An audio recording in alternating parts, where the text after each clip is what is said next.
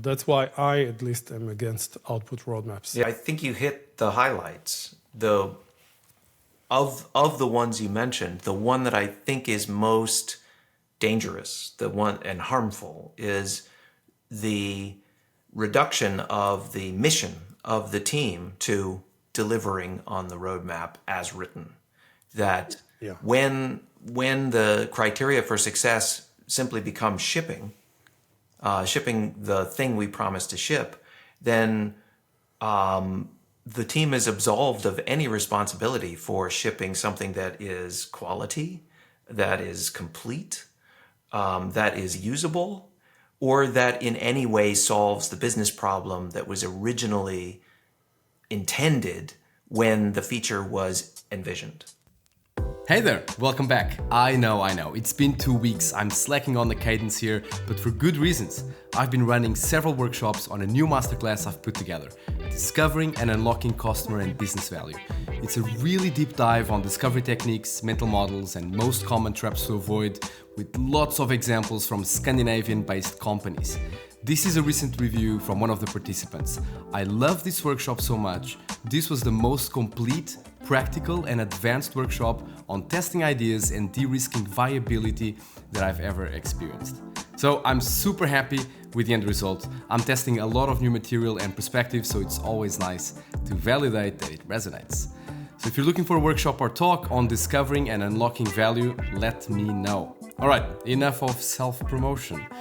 Today is a special episode, my friends, and you're in for a special treat. Today's guests are Bruce McCarthy, the author of the famous book Roadmaps Relaunched, and now the book Aligned. It's also the second time Bruce is on the podcast, by the way, so that's the first. And Itamar Gilad, author of Evidence Guided and the former product leader for Gmail, YouTube, and Microsoft. This chat is a deep dive on all things roadmaps, its challenges, ways of approaching it, and discovery. And there are so many interesting perspectives in the conversation. I'm sure you'll find it valuable. So without further ado, I bring you Itamar Gilad and Bruce McCarthy. Guys, we are live. Welcome, Itamar and Bruce, to Scandinavian Product Podcast. Thank you for inviting us. Yeah, glad to be here. It's so good to see you, Bruce. You've been on vacation. I can see you're a little tanned. And Itamar, is good to see you too. Good to meet you. And by the way, Bruce, congrats on being the first guest being here for the second time. Awesome. So I'm excited for that. Yeah, I'm honored. Awesome. So we have a lot to talk, and we were already discussing. So I'm glad that we're live because I feel that this is going to be a super interesting conversation. We have a lot to discuss. Bruce, you're just telling us a story of when you met Itamar for the first time. Do you want to keep going? I thought that was going to be that's going to be interesting. For folks listening. I talk a lot about roadmaps because I wrote this book on road mapping, and it's a perennial topic. It's something everybody needs to wrestle with, and yet everybody does wrestle with it. I think that's a good word because it's difficult to do it right. And in my book, Product Roadmaps Relaunched, we talk about a method that is very outcome-driven, less about specific features and dates and things like that, and more about where are we trying to go and what are we trying to achieve. And when I, in the past, have presented about that, I have said, hey, everybody likes to hate on roadmaps. Everybody feels like they're a train wreck. Everybody feels like they are a no-win scenario. Either you're going to overpromise things that you can't deliver, or you're going to work really hard and deliver on things when actually you learn some stuff that tells you that that's not the right thing anymore. So it's like it's like a no-win scenario between I lied to you or I did the wrong thing. And why would anybody sign up for that? But road mapping really is very important because we all need to have a shared sense of direction, of purpose, of strategy. And so we can't just not do it. But when I present about that, I often say that roadmaps get a lot of bad press. And I show a lot of examples of people saying, roadmaps are terrible. And I show a lot of people saying, instead of roadmaps, you should just do agile sprint planning or just do something else. And one of the examples I showed was GIST planning, which at the time I didn't really know that much about. And I was just looking around for roadmap alternatives on the web.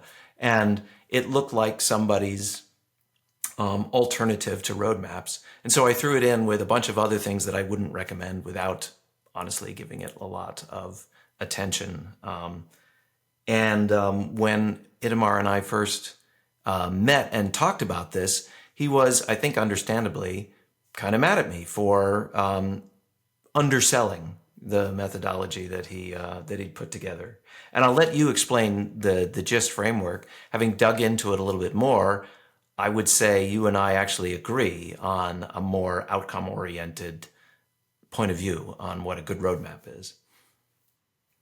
Totally, yeah, I totally agree. And when I saw your presentation, I also saw that we're actually saying the same things, just with different voices, but we are coming at this from different angles. I take the blame for doing this clickbaity title article, why you shouldn't do roadmaps. Back like 5-6 years ago, this was the style. But now I do agree with you that road mapping as a title, as a topic, is important. It just means so many different things for different people. That's right. And I think that was the point that you were trying to make, that when people hear the word roadmap, they have a picture in their head of a timeline with feature drops. And it's very technical. It's got code words, or it's got specifically named features. It's got fairly precise dates, or at least quarters or months.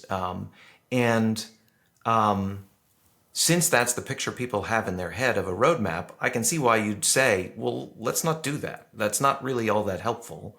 It is kind of a no-win scenario. It's kind of a bunch of mistakes or broken promises waiting to happen. So why sign up for that? Why even call it a roadmap? Let's invent something else that's better than that. I totally get the impulse there. Go ahead. I have a suggestion. Let's go ahead and then explain why classic roadmaps, why we both disagree on it, why we both agree they're not so great, and then maybe talk about about the alternatives where we might have differences of opinions. So just to elaborate, I think it's really good that once a year or once in a while we look into the future. We try to plan, we try to assess what are the opportunities and challenges ahead of us, and we try to come up with some plan. However, when you do exactly what Bruce describes, you create an output roadmap, you usually create a bunch of problems. First, because the plan is not very good at predicting the future. We find it's much harder to actually deliver on the plan, and all of a sudden this thing we didn't think of comes out of nowhere, and we change the plan. But second, often in hindsight, we realize we didn't pick the best ideas. There were other ones, sometimes easier ones, but we committed to these ones, and we keep, because of the sunk cost fallacy, investing in them. Third, we're kind of sending the message to the team, to the people actually doing the work. The goal is to deliver on the roadmap. Right. I mean, yeah, we have business goals, we have customer goals, but that's someone else's problem. Your problem is just to deliver what's in the roadmap. And finally, it creates this sense, I think, among some developers that the plans are not to be trusted because they're not taking part in the planning process often. They're not part of the road mapping process, which is very expensive typically. So they don't trust it so much. So there's this gap in trust in both directions that stems from roadmaps. So that's why I, at least, am against output roadmaps. Yeah. Anything I missed, Bruce? No, I think you hit the highlights. Of the ones you mentioned, the one that I think is most dangerous, the one and harmful, is the reduction of the mission of the team to delivering on the roadmap as written. That when the criteria for success simply becomes shipping the thing we promised to ship, then the team is absolved of any responsibility for shipping something that is quality, that is complete, that is usable, or that in any way solves the business problem that was originally intended when the feature was envisioned. And so they work really hard, make a bunch of compromises on quality or scope or usability in order to make the date. They ship the thing and they walk away. Hey, we did our part. The rest is up to you. Well, yeah, but you left out the critical features. Or yeah, but nobody can figure out how to use it. Or yeah, but it's down all the time. Not our problem. We agreed to the dates. You asked us to commit to dates. We committed to the dates. What's your problem? Well, the problem is we've accomplished nothing. We have not actually added value. We've probably subtracted value by spending a lot of time and money and by creating a burdensome feature that doesn't fulfill the mission. Am I right? That has been my experience, absolutely. There's a flip side to this as well, how the business teams and the managers see the roadmap as a contract, as a way to compel the product organization to make them more accountable in a sense. And that too is kind of a fiction in my mind. Yeah. That's not the way to create collaboration. For those who are thinking, well, look, as a business person, I need to hold product and engineering and design accountable for something. And I find that sometimes when we talk about what they're working on, it doesn't make sense to me. It doesn't feel to me like they're focused on the things that really drive our business. So I want to have a conversation about features that I'm confident will solve business problems, and then I want to extract a commitment because I feel like it's the only control that I have as a CEO or a head of sales in an organization. So I want to address that concern.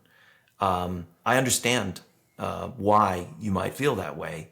And I think there actually are times when a commitment to a feature on a date does make sense. For example, if there's a legal obligation or a regulatory requirement, something's changed, like GDPR changed years ago, we all needed to comply by a certain date, and the compliance criteria were fairly clear. So we had a feature and we had a date, and we really couldn't get around that. So yes, product teams all around the world committed to that feature by the date the GDPR took effect. And there are similar examples in all sorts of industries that we just have to deal with. Or imagine a scenario where there is an annual conference in our business and we need to be able to announce something big in order to get the proper attention. And the CEO and all the functions are rallying marketing, sales, support, and everybody around that. Well, product needs to be part of the decision, but they also need to be part of the commitment to be ready for that event. It's an external event with a date that we don't control. We need to agree what it is we're going to be able to show at that conference at that time. Those are all reasonable. But those are also exceptional. Most of the time, we're trying to figure out what is going to drive our business forward by making customers really successful with our product. And so the criteria for success are not, we hit a date. The criteria for success was, we moved a needle for the customer and or hopefully both the business. We moved some sort of number that is customer engagement, usage, purchase rate, conversion rate, something like that. So I totally agree, and especially with the caveat on dates, because it's very easy to say no, you cannot have dates, but of course in some contexts you might require some dates. However, the thinking here should be that it should not be the norm; it should be the exception, as you said, Bruce. So that's a really good point. But so far we've been talking about the dangers of output-based roadmaps and why they're not useful and can lead teams to the wrong direction. Let's talk about then the good roadmaps, the outcome-based roadmaps that both of you advocate for. And before we dive into that, we mentioned the GIST framework from Itamar. So just for folks that are not familiar with that, maybe Itamar, you want to give us a few hints, walk us through the GIST framework and how that can be an alternative to roadmaps.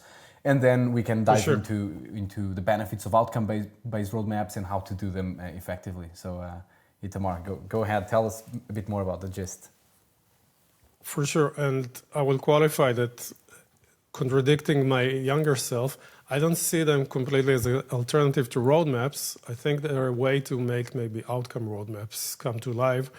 And GIST is basically a discovery framework, not completely dissimilar to opportunity solution trees, if you know, from Teresa Torres. It's basically a tree structure where at the top we have goals, and the goals are outcomes. They need to be concise, they need to be very, very clear, they need to be aligned well. Top down, bottom up. I'm a big fan of North Star metric and the top business KPIs is kind of the basis of all of that, metrics trees, etc. The second layer is ideas, which is about how do we evaluate multiple ideas against the goals and pick which ones to test. Not necessarily to put into the roadmap and launch, absolutely not, but to actually test first. And then the testing part is the steps layer of GIST, which is basically build, measure, and learn loops. I call them steps, not experiments, because I find that there's a wide gamut of things. Some of them are not really experiments. You just do market data analysis or some back-of-the-envelope calculation. That's sometimes enough to kill some ideas, to show that they are not strong enough. So those are steps. And then the task layer is basically how do you integrate this with the work of an agile team. Most agile teams are very focused today on the rituals, Kanban, Jira, tickets.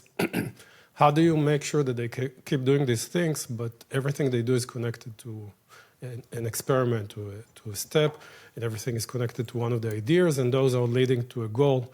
So kind of creating this context and connection to the business and user goals that the company is trying to pursue. That is what I really love about it, actually, is that connection, that connective tissue between the various layers that allow a team that is, as you say, focused on the practice week by week of the work that they are doing to see their work connected up the chain to the whole context of what we're trying to accomplish, ultimately to the business objectives at the top of the tree.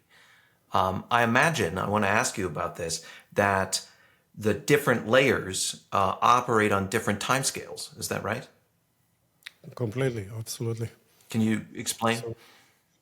So the goals, well, let's talk a little bit about the context, why this came about. So sometimes I talk to senior leaders, to CEOs, etc., and they're very frustrated because they have this strategy in their minds, they have this mission, and they don't see how it translates to action.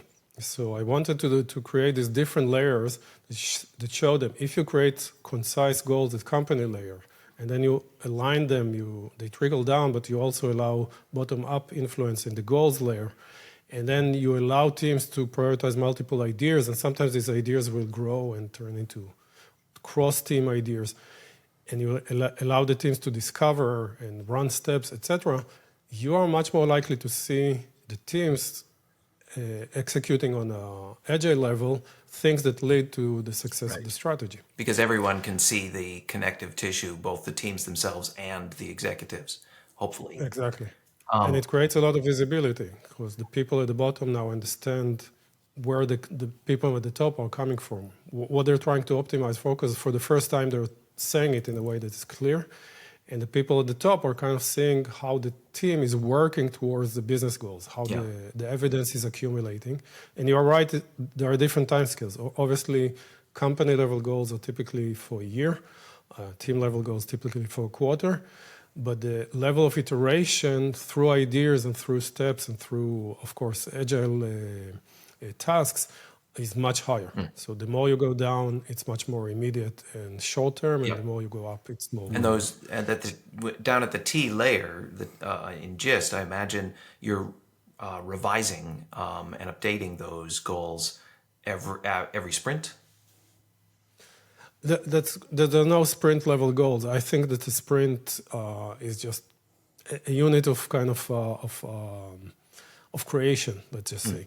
What we have is usually the unit that we focus on is the step. The step is, let's say it's a usability test. We need to run it in 4 weeks with 12 participants. Okay. We need to build this thing. And the goal, the implicit goal at this level is to make this a success in the sense that we will validate the key assumptions that lie in the idea we're trying to validate. So that creates a slightly bigger horizon to the team. Then there's just these 2 weeks and the next 2 weeks, etc. Do you find that the framework helps to explain to non-technical executives the purpose of experimentation? Because I certainly run into a lot of executives who are impatient with that idea of research, validation, experimentation, and they just want to say, look, we just need this feature. We lost an RFP last quarter, and we don't want to lose another one. So just build the feature. How long is it going to take? Give me an engineering estimate. Totally. And even if they do agree to have a discovery phase, and sometimes before that there needs to be an explorative phase, or explorative research that leads to some ideas or to help us map the opportunity or the challenge ahead. Even if they agree to that, they try to shrink it to the bare minimum and switch almost immediately to execution because they feel that's the most efficient way. And we can talk about techniques, how to convince them that that's actually not ideal. I like to do kind of a backward analysis of last year's roadmap. What did we deliver? How much of our effort was actually wasted, in essence? Yeah. What are some of your techniques? Well, I've done that retroactively for people. I had a particular company that I was working with where the CEO's complaint was that everything took too long to develop and didn't move the needle on their business once it was shipped. So he thought it takes too long and then fails. But the problem was that the company just did not provide the time and space for testing assumptions, for validation. And some when we looked back at the various failures, some of them were the result of not having thought through or validated the business model that the feature depended on in the first place. And in other cases, it was just, we need to hurry up and get the feature out, and they didn't do the usability validation, and so the customers didn't adopt because they couldn't figure it out. The way I like your backward-looking analysis because it's a simple, fact-based, story-based way of explaining the utility of this kind of discovery and validation work as a method of de-risking. You know, yes, we will move as fast as possible, but let's make sure we're not wasting our time. Absolutely. I want to add something there because I think the confidence meter is from Itamar is, or from David Bland, for example, although it's a different meter, they are extremely good for the storytelling that you were talking about, Bruce, to tell the story to the whole company that, okay, we have these steps, these experiments, they are not giving us enough confidence to de-risk this important initiative that carries high risk, for example. It also guides the teams to, okay, if this is not that high risk, then we might not need to run all of these experiments. We don't need to do discovery or validation for everything. It is about the things that we are less certain about. Exactly. And then connecting that to, okay, so we got to test this. This is the hypothesis. This is what we want to learn. And this is the outcome that we hope to achieve by doing that if we decide to proceed. And then connecting that, then when we are in the outcome level, so when we go from the, correct me if I'm wrong, Itamar, I kind of like to combine, right? So if we have an outcome-based roadmap with, for example, now, next, later, you have the themes that derive from a strategy and from a vision and from a vision. So that vision and mission, I mean, so that comes first. You have that high level vision and strategy. Then you have the outcomes that you want to achieve. You may kind of visualize them in now, next, later. And when you are in the now, you have those outcomes in the now. Okay, how do we ensure that we're moving the right needle? How do we ensure that those are actually the right outcomes to pursue now? Well, we have to be confident about what to do and that we're moving the needle in the right direction. So then you have sort of this connecting issue with the gist and with outcome-based roadmaps, for example. Is that how you see it as well, Itamar, or how do you see it? Oh, well, maybe I'll throw a wrench in this whole kind of agreement that we have, that I'm not a huge fan of the now, next, later, as some companies practice it. And Bruce, maybe we will differ on that. I think it's good to maybe create a map of the different types of roadmaps we might encounter. And probably, Bruce, you are far more informed on this, so please complete what I'm missing. We have the classical ones, we did them enough, and they focus on output, we don't like them.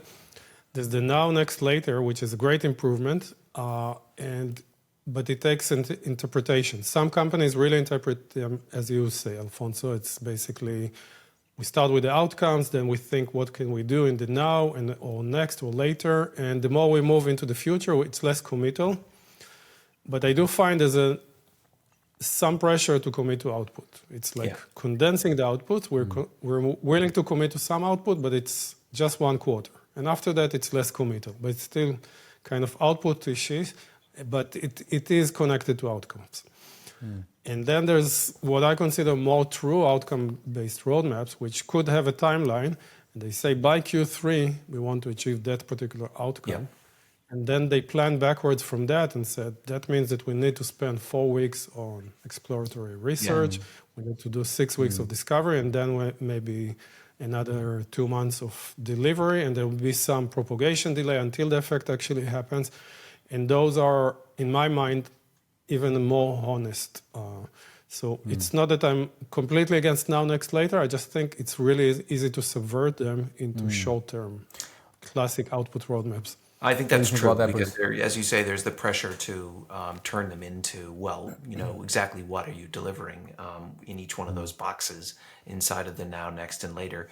And given that there's no time frames, again, you have the problem of stakeholders being like, well, so your roadmap tells me that you might deliver something someday.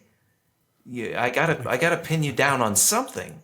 If it's not what, how about when? If it's not when, how about what? And so I kind of agree with that sentiment, and I also agree with the thing we've all learned all of our careers is that a time box is useful. We want to learn something or accomplish something. And let's give ourselves 6 months to figure it out. Or 3 months, or whatever the. Let's give ourselves a deadline, and that helps actually to focus the team. We're not working on 17 things. We've got something that's ambitious and scary, and we're not sure if we can accomplish it. And we've only got 3 months to do it. We better focus. That's quite useful. But so. That's not different from OKRs. If you have an OKR with outcomes, so outcome-based OKRs as they should be. But if we want to match up OKRs that are measurable and time frame oriented with a roadmap that's complementary, how do we knit those together? Well, one way to knit those together is with a roadmap that does have a time component. And I think that's very important. I think a team or a company at large should have a picture of the next year. If we're intending to launch into emerging markets and we want to acquire 10 new customers in India, by when? What's the target? People need to align towards that. If we want to solve that big security problem, let's pin a date to it, and let's work backwards and see if this is actually feasible by doing the real work, continue doing discovery where needed, allowing ourselves enough time for iterating on a solution. But so few companies do this. And I do feel that the now, next, later, and I'm sorry for picking on it. I think it is very important, very helpful. It is creating this sense among business teams and management teams that the product organization is being elusive. They just don't want to commit to anything. They just want to be left alone and do their thing and not tell us until a very late stage if anything is coming. And that's not the intention, but it can come across this way. I think that's right. And I think, so after writing this roadmaps book, I'm happy that it's become popular and that it continues to sell.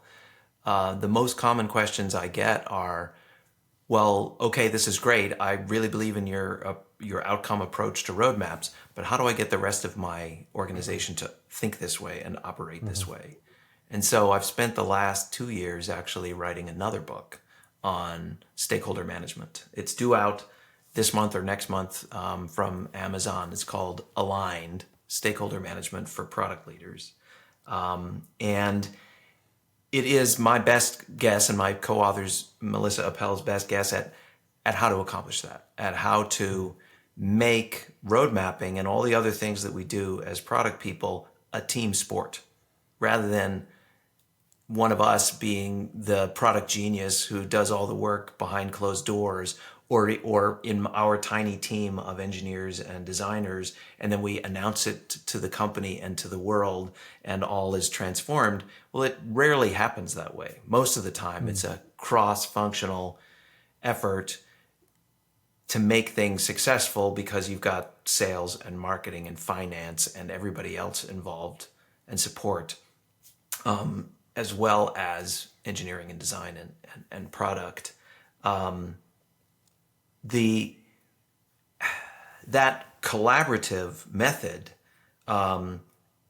only works if we can get things down to at least a reasonable amount of specifics. And I agree with you that that a now next later, strictly now next later roadmap with no dates and no features sort of fights against that. We have spoken so many times on this podcast about how talking frequently with users is so important for product teams. It lets you understand user needs, test their designs, and make sure you're building the right products. But many teams tell me that they can't find time for it in their busy workday because recruiting the right users is too hard. So I want to quickly mention a company I'm advising that can help you with this. UX Signals lets you target users inside your website or app and automatically book interviews into your calendar. So you can put the recruiting on autopilot and just show up for the conversations. Instead of waiting weeks, you can get interviews within a few hours and talk to people while they'll still have the user experience fresh in their minds. It's used by big companies and public organizations like DNB Bank, Vips Mobile Pay, NAV, and many, many more, who are building digital products and services with millions of users. I really recommend checking it out on uxsignals.com or by clicking the link in the show notes. Tell them Afonso sent you and you'll get a 50% off your trial. So what's your go-to, maybe Itamar for you now, just also so that you can answer Bruce's comment. What's your go-to then when it comes to sharing the story of what you want to do, what you want to achieve, and why, and what's the sequence, if there's a sequence of outcomes, and if that's important for you to communicate internally? What's your go-to method or combination of tools and methods? So walk us through your toolkit. If you would come into a company today, a different company, how would you connect these dots and what would you use? So first, Bruce's book is great. I'm an early reader. I benefited a lot. I learned a lot from it, so I highly recommend it. Second, I think there's a good model that actually comes from a shared friend of us, a guy called Phil Hornby. And he says it's not now, next, later. It's explore, discover, and deliver. I think I'm quoting him correctly. And I think the message, and this is at the meta level, this is not a tool, but the message you need to communicate clearly inside the company is that the product organization needs at any given point to do all three of those. Right. Some themes, some goals, some challenges we need to explore because we just don't know enough about them. We don't have good ideas yet. The exploration phase generates ideas and also some opportunities or risk. If you read Torres's book, that's a great way to do this through user research. You can do this also through data analysis, there's many different forms of research. The discovery phase is about validating promising ideas. You start out with a lot, but then you weed them down to a few that you feel confident about enough. And that's where the tool I created, the confidence meters, usually comes in. It kind of tells you, given the evidence you have, this is your level of confidence. You should be, if all you have is opinions, it's very low. If you have team opinions, it's a little bit higher, but still low. If you have some anecdotal evidence from a few customers or one competitor having the same feature, it's medium, low. And if you start testing it and you have some data and there's various forms of tests, it goes incrementally higher. I love that you so have that kind of criteria for the levels in the meter. That's great. Thank you.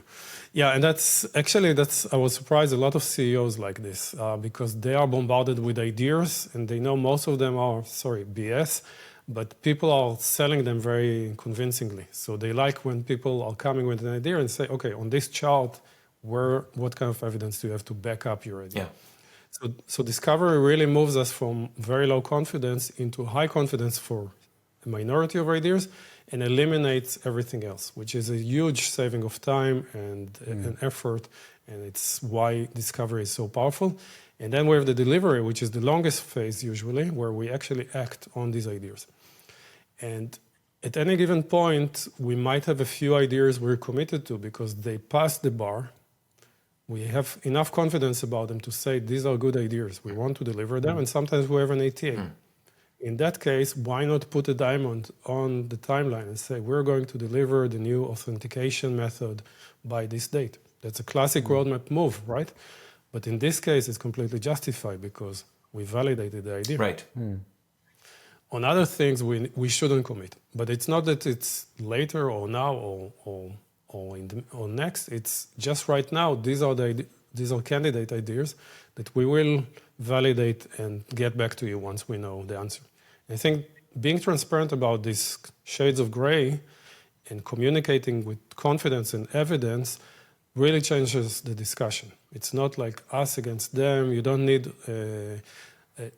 you kind of lower the bars and you bring everyone on the same page, and that kind of helps bring trust, which is such an important component of this whole thing. I completely agree. Making this a team sport, involving your business partners in the process of discovery, of exploration, of road mapping, of all of it, makes them participants in it, not people trying to see inside of the process and trying to figure out what are those guys working on anyway. They're working on it too. They're working on it with you at the same time. It's all one effort. Absolutely. Together. It's not off in the back room. That's kind of the point of this book, Aligned, is to make it a team effort across. And then people are naturally aligned because they were there through the entire process, coming to the conclusions together as a group. One of the things that you mentioned that's sort of been mentioned indirectly throughout all of our conversation today is the tight relationship, ideally, between a good roadmap and the metrics that you're trying to move. That you mentioned the OKRs, Afonso, and we talked about the goals in the GIST framework.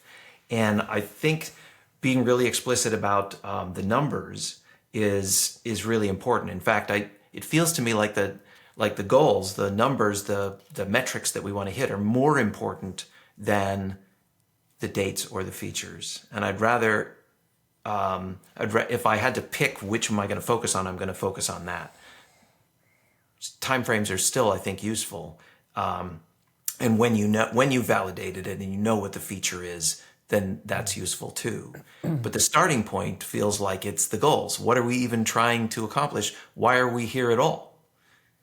And Gibson Biddle challenged me to put together an outcome roadmap for Netflix based on his continuing talks about the Netflix methodology, the Netflix culture, and the Netflix roadmap. And so I felt like it was really easy to extract and reformat his hypothetical Netflix roadmap as an outcome-based roadmap. And it was basically that he explained that they were always trying to work on churn, to reduce churn, maximize renewals. But that was a lagging metric, always being pursued, but not something easy to measure change in at the time scale of product efforts. So they had a series of proxy measures that we might call, Teresa might call product goals or product objectives as opposed to business objectives. And they had a bunch of, he called them strategies, but I would call them hypotheses about what things that they could do, areas that they could push on that would result in meaningful change in those proxy metrics. And those proxy metrics, unsurprising with Netflix, were mostly about usage. They were mostly about how many shows did you watch in a month, how many hours did you spend, how many of of their interactive content, how much of that did you watch, or their original content. And the various strategies were things like, they were essentially like, the reason I come to Netflix is because they have content I can't get anywhere else, or because they have the familiar content I always like to consume, or because I want to feel like I belong, and there's community there, or I can share with my friends and my family. So they had those, I would call them themes of things they wanted to push on. And then they had a series of experiments.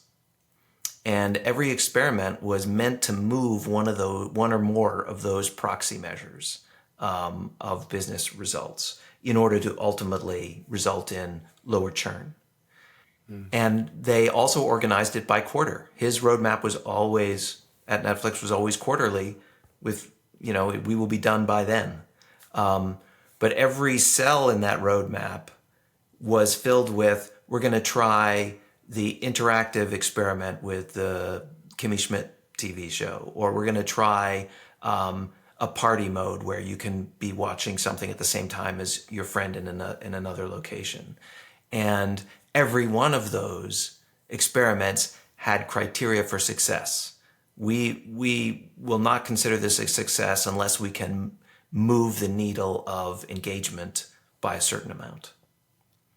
And I thought that was a very neat way of tying it all together, all the way from business objective, reduce churn, down to what experiment are we going to run and how will we judge success? And when are we going to do it?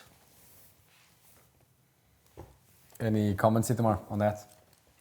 Yeah, I think that's a classic story, and Gib was there, so it's incredible that we have access to this inside knowledge. I think this is a case of when they were developing the video streaming solution that launched in 2007, I believe, and it was a transformation for the company. They had this huge bet, but they didn't just make one monolithic bet. They split it into the swim lanes, each one with its own target, and with its own metrics, its own team. And the teams were just trying to iterate from quarter to quarter to validate the key assumptions and to come up with a solution that will really work. And one of the assumptions, for example, was that it would be ad-based. And they canned this assumption, and they realized that all you can eat for $10 is the best model all around. And that's the sort of insight you only can get through experimentation. You cannot just divine this information.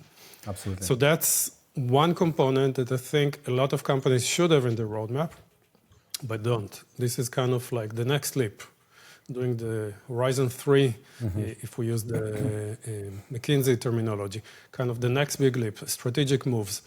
And those can go on the roadmap too. You can say, we see this big opportunity, and this year we want to capture it. Yep. We don't know yet how. By mid-year, we want to get to a situation where we have something that's so compelling that at least 10 early adopter customers will sign up, or 20, or whatever is the target. But that's the goal. That's what we want to do. And we trust the team to iterate, and the team will update us constantly as they're moving towards this. And then maybe in the second part, it will be devoted to an early adopter program where we hope by the end of it, there are clear signs of product market fit, although that's really hard to commit to. But companies need to do this, and they don't do it often. They treat their strategy in a completely different way. It's basically yet another output roadmap, just on steroids. Let's launch this massive project as soon as possible. But we can use the same methods that we've been talking about at that more strategic level. Exactly. If we, Gib talks in his talk about the big bets that they, as Netflix, were planning on making, and they are sequenced in a specific logical order from a business perspective. There, he talks about first they got big on DVDs when they were competing with Blockbuster, and then they went to streaming because they saw going internationally as the following step that depended on streaming, because they didn't think they could operationalize sending DVDs by mail in every different postal system in every different country around the world. They just felt that that was not practical. So going international was gated on people having enough bandwidth and being willing to subscribe to video over the web. And so they sequenced it in that order. And then they also added original content as their fourth step in that, what I would call a strategic roadmap for the company. Because they wanted to, they felt they needed to reach a certain scale in order to be able to fund a significant amount of original content that would be compelling. I thought that made a lot of sense as a higher level, almost company level roadmap rather than a product roadmap.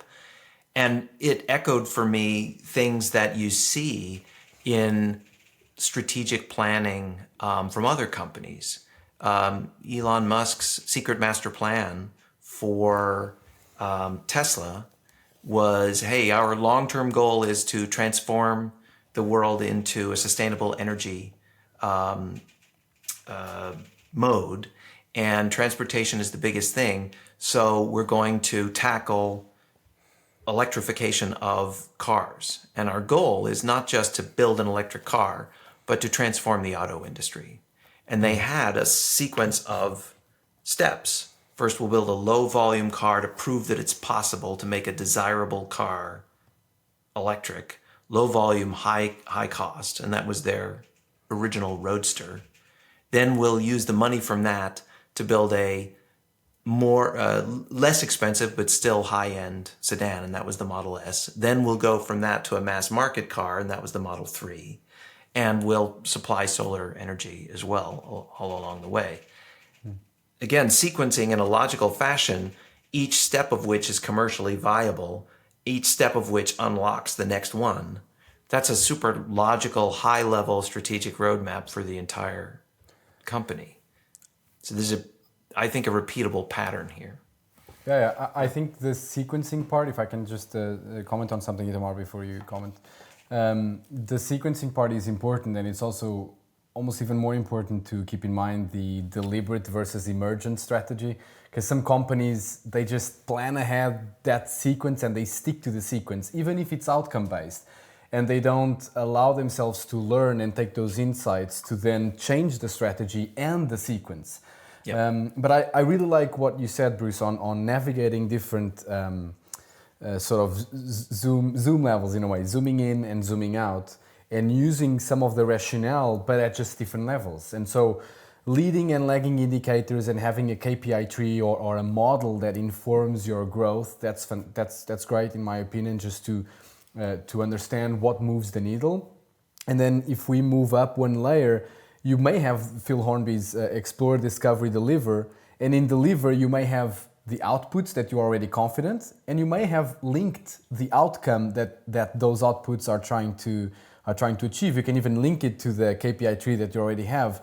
Great. And if you go one layer up, you may have the horizons. The horizon 1, which may be that roadmap.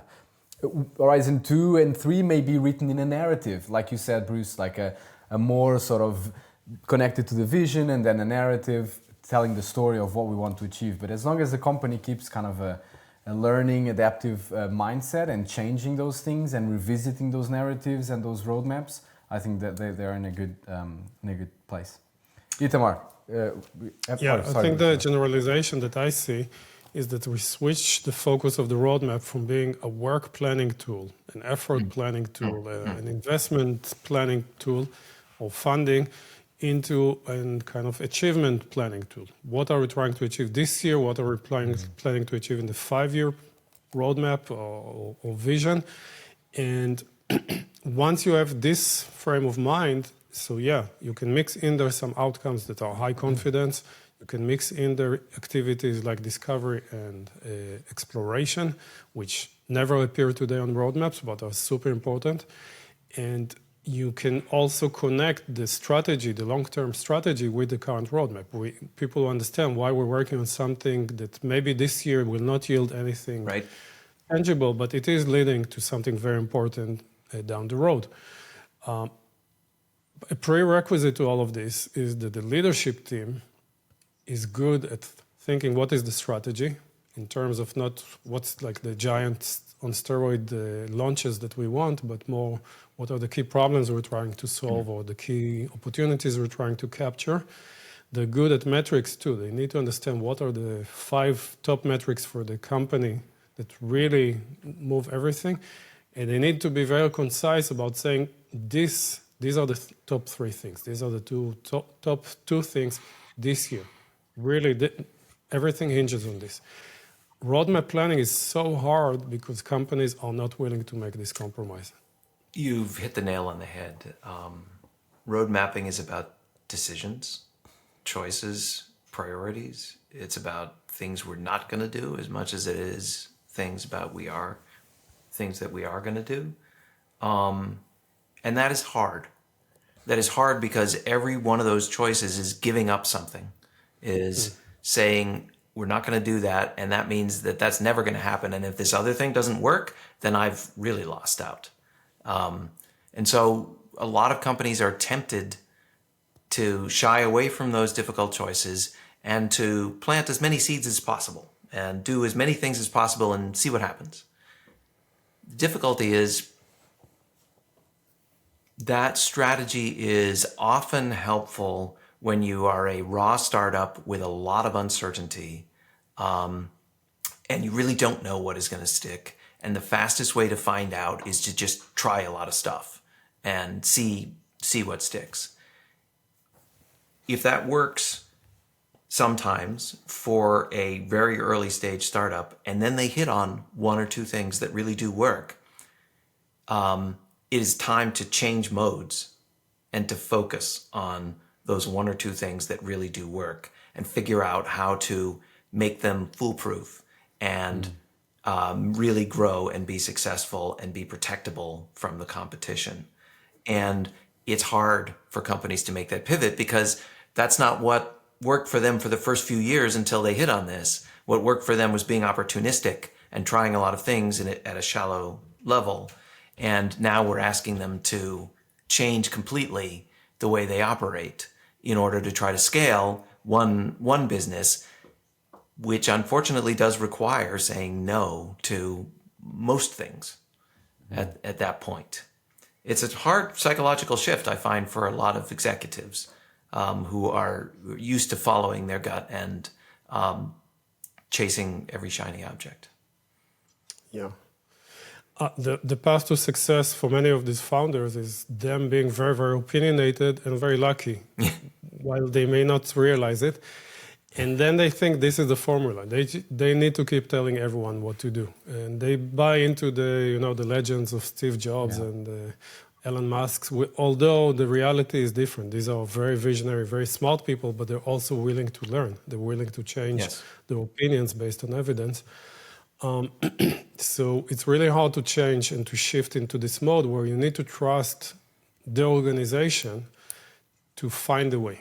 You pointed the direction, you pointed what's success. You're fully capable of critiquing and saying this is not good enough. Let's do better. But you are not there to tell everyone exactly what to do. That just doesn't scale and doesn't work. And the roadmaps kind of reflect this. In a top-down organization that doesn't have trust, the roadmaps are trying to specify in fine detail what's going to launch and when and what's included in it. I was involved in horrendous roadmap planning back in the day in Microsoft. It was completely waterfallish. No one enjoyed this. And an interesting fact is when you talk to business stakeholders, marketing, sales, they don't love it either. I think they know that the roadmap is fiction. I think they know this is not the best. I think they know the story is also about product discovery, etc. They just feel that in their organization, the product organization is not to be trusted, so they have to resort to these measures. But if they could work in a more modern way, they would actually support it. Well, this is Is why that your experience? I like the team approach. Is you do it together rather than and that builds that trust.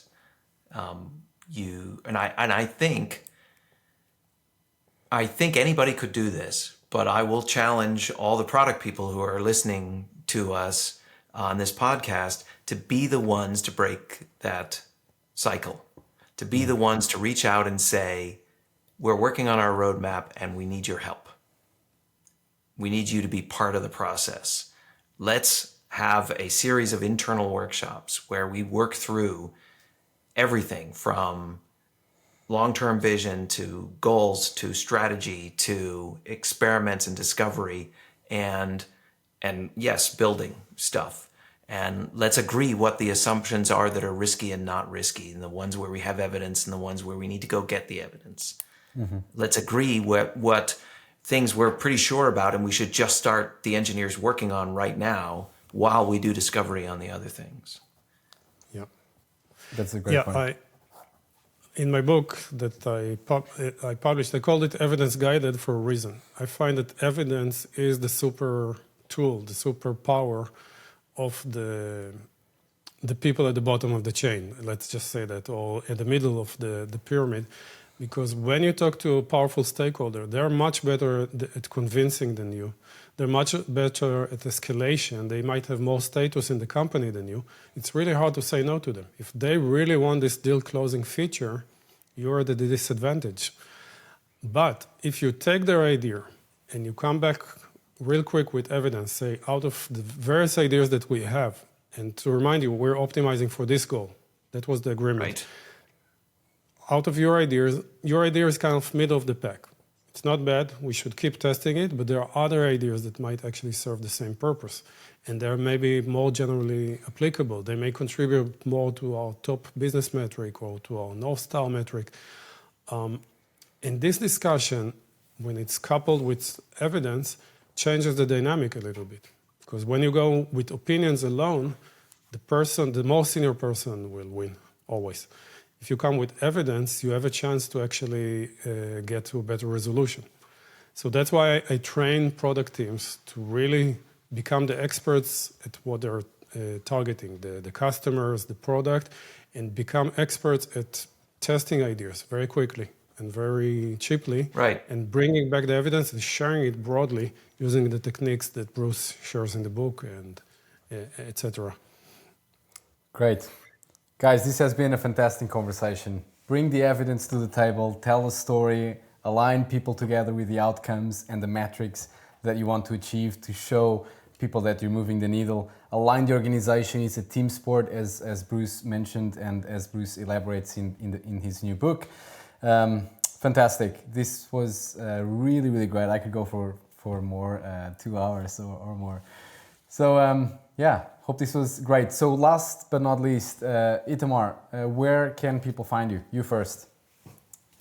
Just itamargilad.com, my website, and I have a book landing page as well, evidenceguided.com.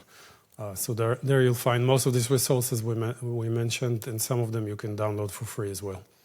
Perfect. Thank you. Bruce, where can people find you? Productculture.com is the website. We have various consulting services that we provide, coaching. There's information about this book and the aligned on stakeholder management, and about the Product Roadmaps Relaunched book. And we do have a book website for the new book as well. It's called alignedthebook.com. And you can pre-order it through there on Amazon. Hopefully out. They're saying July 9th. I'm hoping it'll actually be sooner than that. We sent it off to them, off to the printers on the last day of May. Fantastic. Amazing. Guys, thank you so much for being here. I really, really enjoyed the conversation. Me too. And thanks for putting this together. Yeah, thank you very much. All right, that was it for today. I hope you enjoyed the episode. Make sure you subscribe to my newsletter so you don't miss out, and see you next time.